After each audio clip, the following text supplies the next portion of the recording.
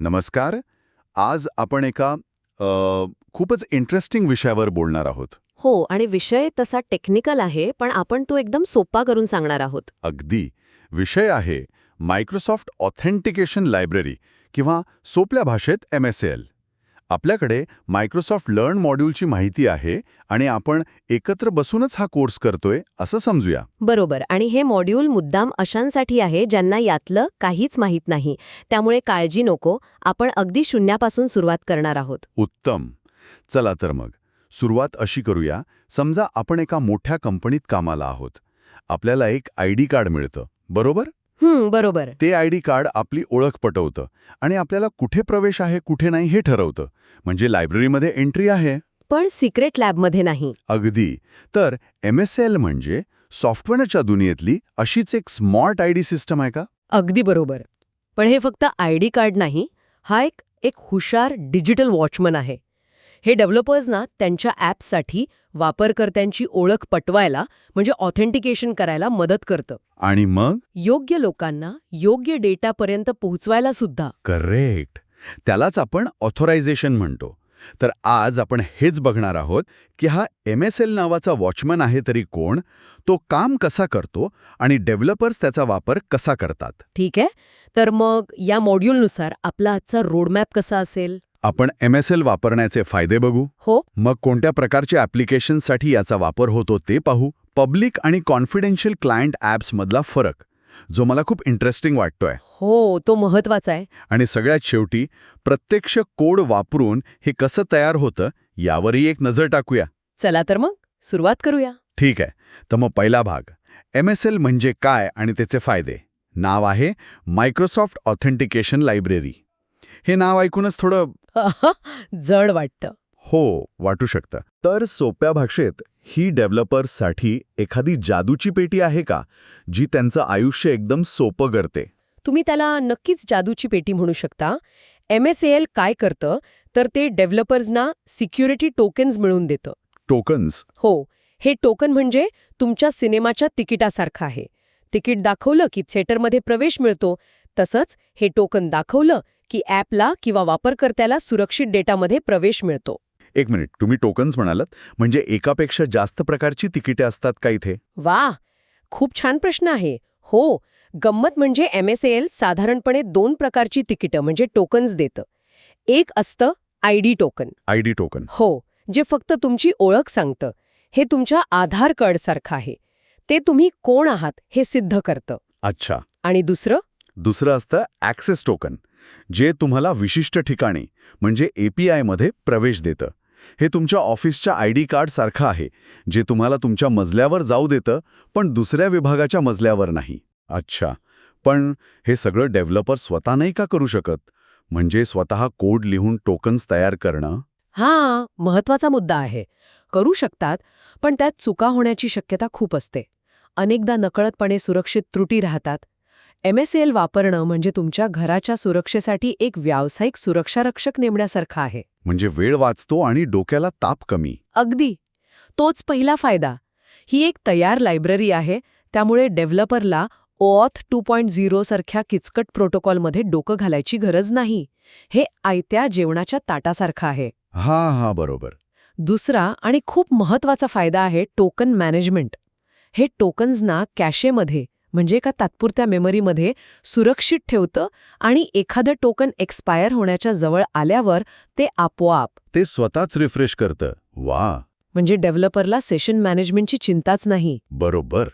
हे अगदी तुमच्या फ्रीजमधल्या दुधासारखं आहे. दूध संपायच्या आधीच नवीन पॅकेट आणून ठेवण्याचं काम MSAL करतं. भारीच आहे. हो, याशिवाय तुमचं ॲप्लिकेशन कोणी वापरावं हेही तुम्ही ठरवू शकता. आणि सगळ्यात शेवटी कॉन्फिगरेशन फाईल्समधून ॲप सेट करणं खूप सोपं होतं. हे तर खरंच खूप उपयुक्त आहे. पण हे कोणत्या प्रकारच्या ॲप्ससाठी आणि प्लॅटफॉर्मसाठी चालतं? जवळजवळ सगळ्याच. .NET, जावास्क्रिप्ट, जावा, पायथॉन, अँड्रॉइड, iOS यादी खूप मोठी आहे. Web apps, single page apps. Gmail सारखे? हो, जीमेल सारखे. मग मोबाईल ॲप्स, डेस्कटॉप ॲप्स, अगदी बॅकग्राऊंडमध्ये चालणारे सर्व्हर साईड ॲप्ससुद्धा तुम्ही सुरक्षित करू शकता. ठीक आहे. तर आता पुढच्या भागाकडे वळूया. Authentication flow. हा शब्दच थोडा विचिकला आहे. हे फ्लो म्हणजे काय? नदीच्या प्रवाहासारखं काही आहे का? तुमची उपमा अगदी योग्य आहे. फ्लो म्हणजे ओळख पटवण्याची एक विशिष्ट पद्धत. प्रत्येक ॲप्लिकेशनच्या गरजेनुसार वेगळी पद्धत वापरली जाते. जसं प्रत्येक कुलुपासाठी वेगळी किल्ली असते तसंच. मग यातले काही महत्वाचे फ्लो कोणते आहेत? आपण रोजच्या वापरातल्या उदाहरणांनी समजू शकतो का? नक्कीच. सर्वात जास्त वापरला जाणारा आणि सुरक्षित फ्लो आहे ऑथरायझेशन कोड. Authorisation code. हो. हे तेव्हा होतं जेव्हा एखादी वेबसाईट तुम्हाला लॉग इन विथ गुगल असं विचारते. हो, ते तर आपण रोजच करतो. बरोबर? तुम्ही त्यावर क्लिक करता, तुम्हाला गुगलच्या पेजवर नेलं जातं, तुम्ही तिथे पासवर्ड टाकता आणि मग गुगल त्या वेबसाईटला एक सिक्रेट कोड देतं. त्या कोडच्या आधारे वेबसाईट तुम्हाला लॉग इन करते. अच्छा, म्हणजे यात माझा पासवर्ड कधीच मूळ वेबसाईटला मिळत नाही. अगदी बरोबर. आणि हीच याची खासियत आहे. दुसरा फ्लो आहे क्लायंट क्रेडेन्शियल्स. हा फ्लो ॲप टू ॲप कम्युनिकेशनसाठी आहे. माणूस मध्ये नसतो. म्हणजे रात्रीच्या वेळी 2 रोबोट एकमेकांशी बोलतायत असं समजा. एक सॉफ्टवेअर दुसऱ्या सॉफ्टवेअरशी बोलतंय. माणसाची काही गरज नाही. आणि स्मार्ट टीव्हीचं काय? त्यावर तर कीबोर्ड नसतो. बरोबर. त्यासाठी आहे डिव्हाइस कोड फ्लो. तुम्ही नेटफ्लिक्स किंवा यूट्यूब टीव्हीवर सुरू करता तेव्हा ते तुम्हाला एक कोड दाखवतं. हो, आणि सांगतायत की मोबाईलवर जाऊन अमुक वेबसाईटवर तो कोड टाका. अगदी. तुम्ही तसं करता आणि तुमच्या टीव्हीवर लॉग इन होतं. हे त्याच फ्लोचं उदाहरण आहे. एक मिनिट, पण या मॉड्यूलमध्ये असं पण काहीतरी आहे ना की काही फ्लो आता वापरू नये, ते म्हणजे धोकादायक आहेत का? हो, 2 फ्लो असे आहेत जे आता सुरक्षित मानले जात नाहीत. इम्प्लिसिट ग्रँट आणि युजरनेम पासवर्ड, ज्याला ROPC म्हणतात. का? काय प्रॉब्लेम आहे त्यांच्यात? ते जुने झाले आहेत. म्हणजे ते जुनं गंजलेलं कुलूप वापरण्यासारखं आहे. ते आत्ताच्या सुरक्षा मानकांनुसार पुरेसे सुरक्षित नाहीत. त्यामुळे ते वापरणं टाळावं. हे सिक्रेट क्लब आणि रोबोट टू रोबोट कम्युनिकेशनचं उदाहरण मस्त होतं. पण यावरून माझ्या मनात एक प्रश्न येतोय, हे ॲप स्वतः किती सुरक्षित आहेत? तुम्ही अगदी अचूक मुद्द्याला हात घातला आहे. आणि हाच आपल्या मॉड्यूलचा पुढचा भाग आहे.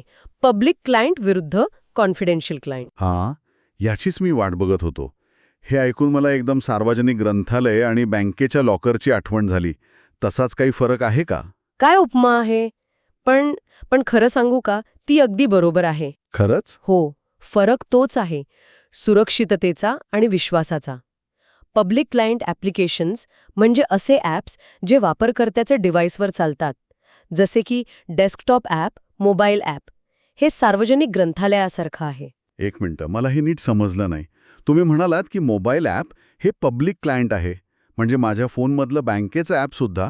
हे ऐकायला तर खूप असुरक्षित वाटतंय. तुमचा प्रश्न अगदी योग्य आहे. आणि हा गोंधळ अनेकांना होतो. पब्लिक याचा अर्थ असुरक्षित असा नाही. मग काय? याचा अर्थ असा आहे की ॲप अशा ठिकाणी चालतं जिथे ते स्वतःचं सिक्रेट म्हणजे पासवर्ड किंवा की सुरक्षितपणे लपवू शकत नाही. का? कारण ते माझ्या डिव्हाइसवर आहे. बरोबर. ते तुमच्या डिव्हाइसवर आहे, त्यामुळे कोणीही हुशार हॅकर त्याचा कोड तपासू शकतो. म्हणूनच या ॲप्सना स्वतःचं असं कोणतंही सिक्रेट दिलं जात नाही. ते फक्त वापरकर्त्याच्या वतीने काम करतात. अच्छा, म्हणजे ते ॲप स्वतःची ओळख पटवू शकत नाही, फक्त वापरकर्त्याची ओळख पटवून देतं. आणि म्हणूनच ते लॉग इन करताना आपल्याला ब्राउझरवर पाठवतात. अगदी बरोबर. तुम्ही बरोबर धागा पकडला. याउलट कॉन्फिडेन्शियल क्लायंट ॲप्लिकेशन्स हे बँकेच्या लॉकरसारखे आहेत. कारण ते सर्व्हरवर चालतात. हो, ते एका सुरक्षित सर्व्हरवर चालतात. जसे की वेब ॲप्स किंवा वेब API. ते वापरकर्त्यांपासून आणि हॅकर्सपासून दूर असतात. त्यामुळे ते स्वतःचं सिक्रेट सुरक्षित ठेवू शकतात. म्हणजे ते जास्त विश्वासार्ह आहेत आणि स्वतःची ओळख पटवू शकतात. ते म्हणू शकतात की मी स्वतः एक अधिकृत ॲप्लिकेशन आहे. नक्कीच. आणि म्हणूनच ते जास्त संवेदनशील कामं करू शकतात. थोडक्यात, तुमचं ॲप कुठे चालतं यावर ठरतं की ते पब्लिक आहे की कॉन्फिडेन्शियल. वा, हे स्पष्टीकरण खूपच महत्वाचं होतं.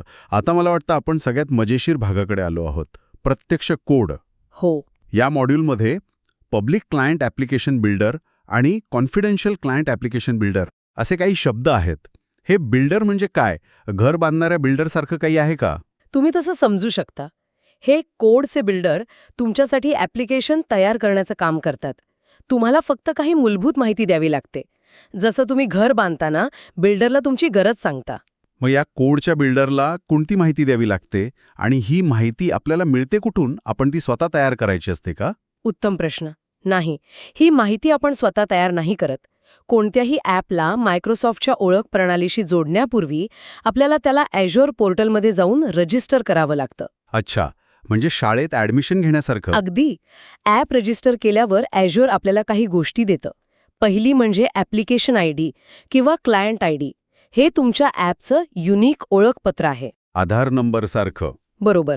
दुसरी गोष्ट आहे डायरेक्टरी आयडी किंवा टेनंट आयडी. हे तुमची कंपनी कोण आहे हे सांगतं. तिसरी गोष्ट जी फक्त कॉन्फिडेन्शियल ॲप्ससाठी लागते ती म्हणजे क्लायंट क्रेडेन्शियल्स. हे त्या ॲपचं सिक्रेट पासवर्ड किंवा सर्टिफिकेट असतं. आणि एक शेवटची गोष्ट होती रिडायरेक्ट URI. हो, रिडायरेक्ट URI. जेव्हा वापरकर्ता लॉग इन करतो तेव्हा त्याला परत कुठे पाठवायचं हा तो पत्ता आहे. समजलं. आता या माहितीचा वापर करून बिल्डर काम कसं करतो? आपल्याकडे पब्लिक क्लायंट ॲपच्या कोडचं एक उदाहरण आहे. Public client application builder dot create clientid.build. हे तर खूपच सोपं दिसतंय. हो ना, बघा किती सोपं आहे. तुम्हाला फक्त .create म्हणायचंय आणि तुमचा क्लायंट आयडी द्यायचा आहे. झालं. .build म्हटल्यावर तुमचा पब्लिक ॲप तयार. आणि कॉन्फिडेन्शियल ॲपसाठी त्याचा कोड थोडा मोठा दिसतोय. Confidential client application builder dot create with client secret. बरोबर. कारण कॉन्फिडेन्शियल ॲपला स्वतःची ओळख पटवण्यासाठी एक सिक्रेट लागतं.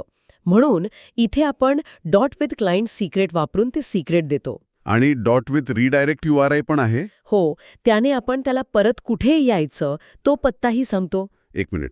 या कोडमधले डॉट विथ ऑथॉरिटी आणि डॉट विथ रिडायरेक्ट URI सारखे जे शब्द आहेत यांना काय म्हणतात? हे ॲड ऑन टॉपिंग सारखं आहे का, जसं आपण पिझ्झावर एक्स्ट्रा चीज टाकतो? एकदम बरोबर. तुम्ही परफेक्ट उपमा दिली आहे. यांना मॉडिफायर्स म्हणतात. हे तुमच्या ॲपसाठीचे कस्टमायझेशन ऑप्शन्स आहेत. म्हणजे डिफॉल्ट तर आहेच, पण मला काहीतरी वेगळं हवं असेल तर तुम्ही हे मॉडिफायर्स वापरता. उदाहरणार्थ डॉट विथ ऑथॉरिटी सांगतं की कोणत्या क्लाउडवर ओळख पटवायची आहे आणि dot with redirect URI default पत्ता बदलून नवीन पत्ता देतं. हे तुमच्या पिझ्झावर तुमच्या आवडीचे टॉपिंग टाकण्यासारखंच आहे. म्हणजे हे बिल्डर्स आणि मॉडिफायर्स मिळून डेव्हलपरचं काम खूपच सोपं करतात. त्याला प्रत्येक गोष्ट स्क्रॅचपासून बनवायची गरज नाही. अगदी. तुम्ही फक्त तुमच्या गरजेनुसार ऑप्शन निवडता आणि बिल्डर तुमच्यासाठी एक मजबूत आणि सुरक्षित ॲप्लिकेशनचा पाया तयार करतो. खरंच आज आपण MSLच्या जगात एक छान सफर केली. सुरुवातीला किचकट वाटणारा हा विषय आता खूप सोपा आणि स्पष्ट वाटतोय. नक्कीच. आजच्या चर्चेचा सारांश द्यायचा झाला तर आपण MSLचे फायदे पाहिले. हो, ते कसं डेव्हलपरचं आयुष्य सोपं करतं. आपण पब्लिक आणि कॉन्फिडेन्शियल क्लायंटमधला महत्त्वाचा फरक समजून घेतला. आपलं सार्वजनिक ग्रंथालय आणि बँकेचा लॉकर. हां, ते तर मी विसरणार नाही. आपण विविध ऑथेंटिकेशन फ्लो पाहिले आणि सर्वात महत्त्वाचं म्हणजे ॲप्लिकेशन बिल्डर वापरून कोडमध्ये ॲप्स किती सहजपणे तयार करायचे हे पाहिलं. ही खरोखरच एक उपयुक्त चर्चा होती. ज्यांना ऑथेंटिकेशनबद्दल काहीच माहिती नाही त्यांच्यासाठी हा एक उत्तम सुरुवातीचा बिंदू आहे. अगदी बरोबर. आणि जाता जाता एक विचार करायला लावणारी गोष्ट सांगते. हो, नक्कीच. आपण आज ज्या ऑथेंटिकेशन सिस्टमबद्दल बोललो तशा सिस्टम आपण रोजच्या आयुष्यात नकळतपणे किती वेळा वापरतो. सकाळी उठून मोबाईलचा फेस आयडी वापरण्यापासून ते ऑफिसमध्ये लॉग इन करण्यापर्यंत. किंवा कोणत्याही ॲपवर लॉग इन विथ गुगल करण्यापर्यंत. बरोबर. ह्या सगळ्यामागे अशीच काहीतरी टेक्नॉलॉजी काम करत असते.